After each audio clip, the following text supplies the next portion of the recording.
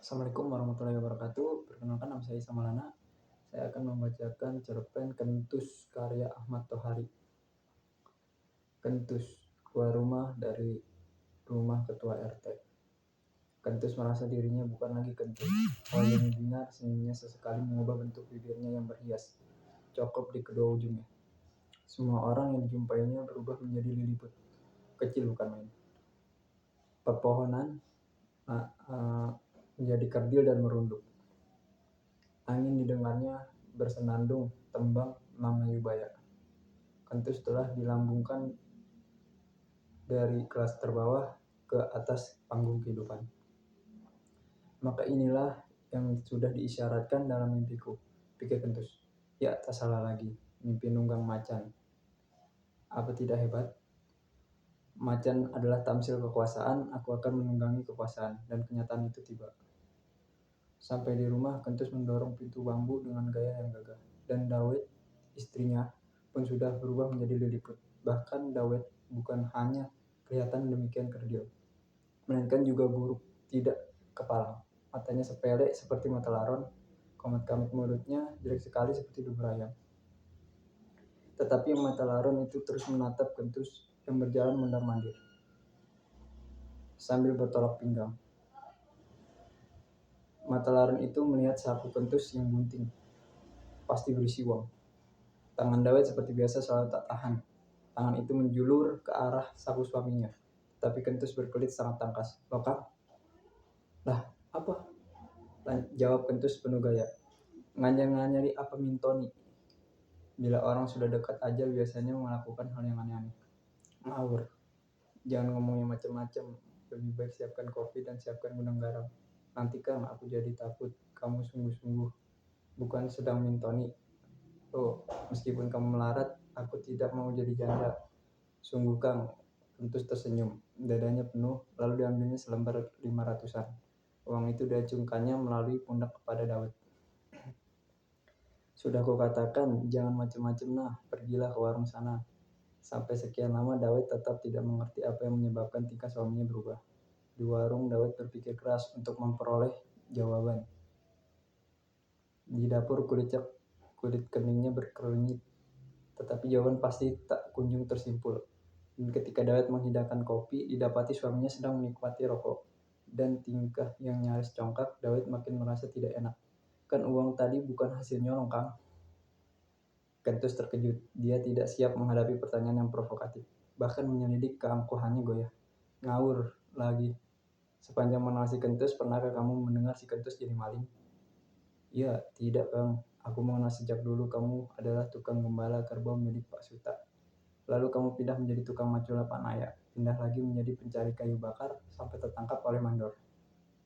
Cukup jadi, kamu belum pernah mendengar aku jadi maling. Ya, tetapi Mbok ya katakan mengapa kamu berubah tingkah hari ini. Kentus bangkit. Kediriannya yang baru menggeliat sejak pulang dari rumah ketua RT tadi pagi tersinggung. Dawet dilihatnya lebih kecil daripada liliput. Mulutnya lebih jelek daripada dubur ayam. Kemudian Kentus berpidato, penuh gaya, lebih gaya daripada penjual obat palsu di depan pasar. Dikatakannya dia baru saja mendapat tugas semacam Wahyu Cakraningrat sebagai pelaksana proyek pengadaan buntut tikus. Bukan karena semua orang kampung ini sudah tahu ketika menjadi pengembala kerbau aku sering menyantet tikus, kata Kentus dalam tekanan khas. Melainkan kehormatan ini memang sudah seharusnya kuterima. Buktinya kemarin dulu aku bermimpi nunggang macan, jadi aku kini sedang menunggangi kekuasaan karena macan adalah lambang kekuasaan. Dawet merasa hampir muntah melihat gaya suaminya berpidato. Perutnya terasa mual, namun Dawet bertahan. Akhirnya Dawet mengerti. Uang dalam saku suaminya berasal dari kas desa. Dengan uang itu seluruh warga dirangsang dan digelitik agar mau menghimpun buntut tikus sebanyak mungkin. Dan ketika Kentus berkata, para petani sudah terkena wabah penyakit masa bodoh, sehingga segalanya perlu dirangsang-rangsang. Dawet bengong, karena Dawet yakin suaminya hanya menirukan ucapan ketua RT. Dawet merasa pasti suaminya seperti dia juga. Tak tahu apa-apa arti ucapan ketua RT itu. Nah, sudah jelas kan? Jadi sore nanti, lihatlah semua orang kumpul di sini hendak setor buntut tikus. Mereka akan antri dan berhimpitan di hadapanku. Di depan istrinya, Kentus berjalan berpura-pura lenggang. Nya mengayun ke samping kiri dan kanan, ditambah dengan gelaknya yang lepas. Kentus sengaja meniru Dursasana dalam pentas wayang orang. Dawet dilihatnya hampir hilang karena menjadi liliput. Anehnya, dalam bentuk yang sudah terasa demikian kerdil, Dawet kelihatan memegangi perut lalu muntah. Oh, Kentus tidak ambil pusing, karena dia sudah membayangkan di hadapannya ada barisan panjang orang-orang yang amat membutuhkan dirinya. Mereka adalah warga yang akan setor buntut tikus. Mereka adalah para warga yang tiba-tiba berubah menjadi liliput tak berharga di hadapan Kentus yang sudah jadi orang punya kuasa. Menjelang pukul 3, beberapa orang sudah muncul di rumah Kentus, membawa buntut tikus. Ada yang ikat seperti ikatan kacang panjang, ada yang dibungkus dalam kantong plastik, tetapi seseorang anak menggenggam begitu saja buntut tikus itu dengan tangannya. Kentus berlagak tak acuh. Dia sibuk menata meja dan kursi buat dirinya sendiri, lalu duduk penuh gaya. Di tangannya ada pensil dan kertas kumal. Dalam hati, Kentus berdoa, kiranya dia tidak lupa bagaimana membuat tulisan cakar ayam. Hei Tus, aku dapat 50 buntut, sini bayar 500, kata Korim sambil maju. Aku dapat 43, aku 26. Kentus tetap duduk tekun dengan cakar ayam yang sering dibuatnya di kertas lusuh. Dia tidak merasa perlu cepat tanggap karena dia sudah mimpi nunggang macan. Pepohonan sudah menjadi kerdil dan semua orang berubah menjadi liliput. Ketika Korim mendesak agar buntut tikusnya dibayar, Kentus malah masuk ke dalam. Kalian bisa menunggu sampai semua orang datang. Kemudian susun antrean agar tertib. Kentus lalu menghilang.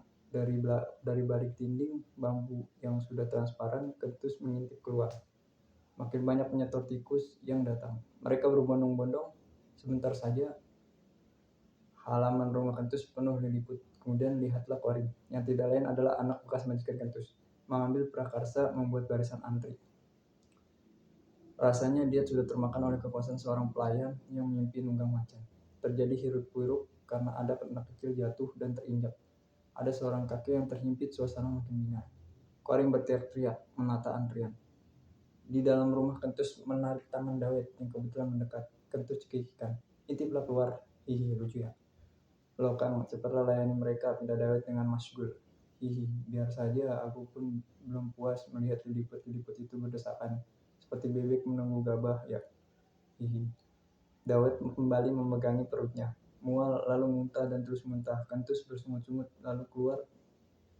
Kemunculan Kentus menghebohkan para penyetor buntut tikus.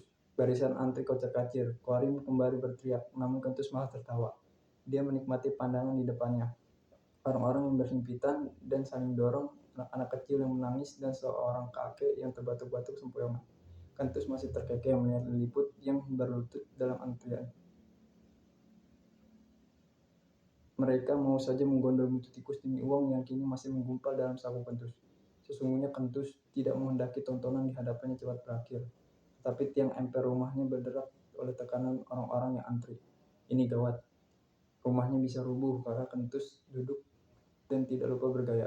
Pembayaran dimulai. Korim yang setor 50 buntut mendapat 500 perak, yang dapat 43 bayar 400, yang dapat 26 dibayar 250. Protes pertama disambut dengan sikap acuh. Protes kedua dilayani dengan sorot mata yang tajam. Protes selanjutnya dilawan dengan pendekatan persuasif hingga akhirnya tak ada protes. Selesai membayar para penyetor, Kentus duduk menghadap halaman yang sudah kosong. Di atas meja di depannya bertimbun buntut tikus. Setelah dihitung, Kentus punya untung hampir 200 buntut.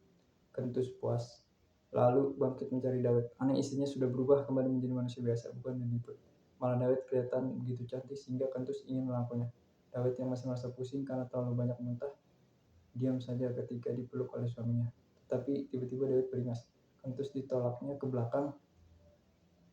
Jijik, apa itu mimpi nunggang macan? Kamu jadi bau tikus, tengik dan busuk. Aku benci. Kentus bengong. Dia hanya melihat tanpa daya istrinya yang lari lalu membanting pintu dari luar.